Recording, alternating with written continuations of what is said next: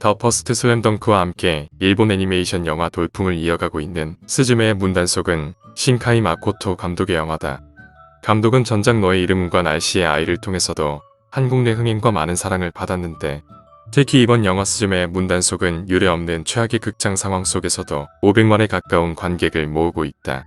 감독에 따르면 스즈메의 문단속은 일본 전역을 돌아다니는 로드무비이며 문을 여는 것이 아닌 다 들어가는 이야기라며 영화관을 찾는 이유가 될 만한 작품 만들기를 목표로 한 작품이라고 한다. 또한 여주인공이 싸우는 액션 영화라는 말과 함께 리멸의 칼날과 주술의 전을 보고 액션을 해보고 싶어졌다고 밝혔다. 신카이 마코토 감독의 작품 중 액션 전문 애니메이터가 가장 많이 참가한 작품이 되었고, 앞서 한국에서 대응행한 더 퍼스트 슬램덩크의 스코어를 이겨보고 싶다고 말했다. 전작인 너의 이름은 날씨의 아이와는 세계관이 연결되진 않으며 새로운 세계관을 배경으로 한 새로운 작품이라고 한다. 사실 스즈메의 문단속을 제작하고 콘티를 만들던 단계에서부터 유례없는 큰 어려움을 겪었다고 밝혔다. 애초에 이 작품의 소재에 대한 확신이 없었으며 성공에 대해서도 자신하지 못했다고. 1년 반 동안 혼자 집에서 비디오 콘티를 짰고 자신이 짠 콘티의 대사를 넣기 위해 연기를 직접 할 때 부인과 딸이 그 소리에 놀라서 방으로 뛰어 들어오기도 했다고 한다. 일본 현지 개봉판과 해외 개봉판에 약간의 차이점이 있다. 극중 지진 경보음이 자주 나오게 되는데 이것에 대한 안내 사항을 고지한 후에 시작한다. 일단 픽션이다 보니 똑같은 효과음을 사용하지는 않지만 유사하게 나오기 때문에 일본인 또는 현지 거주민들에게 있어 상당한 불쾌감이나 PTSD를 일으킬 수 있기에 양해 메시지를 띄운 것이다.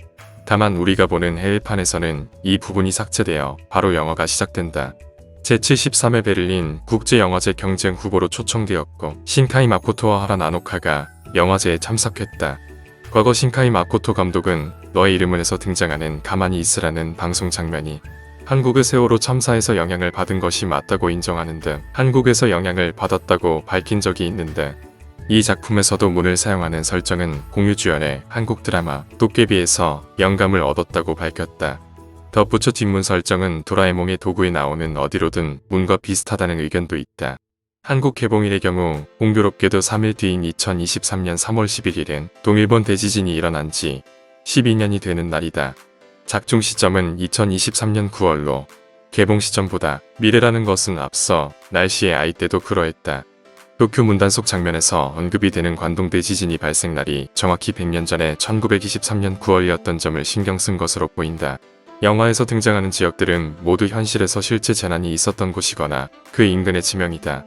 스즈메의 거주지이자 출발지인 첫 지역 미야자키현은 직접적인 피해 지역은 아니지만 2016년 구마모토 지진이 있었고, 두 번째 지역 에이메현에서 잠깐 언급되는 3년 전의 산사태 역시 실제 사건을 배경으로 하고 있다.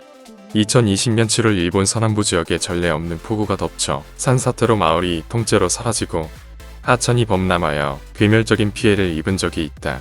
세 번째 방문지 고베는 그 유명한 1995년의 휴고현 남부 지진 피해 지역이고, 네 번째 방문지 도쿄도 1923년에 관동 대지진으로 피해를 입었던 지역이다.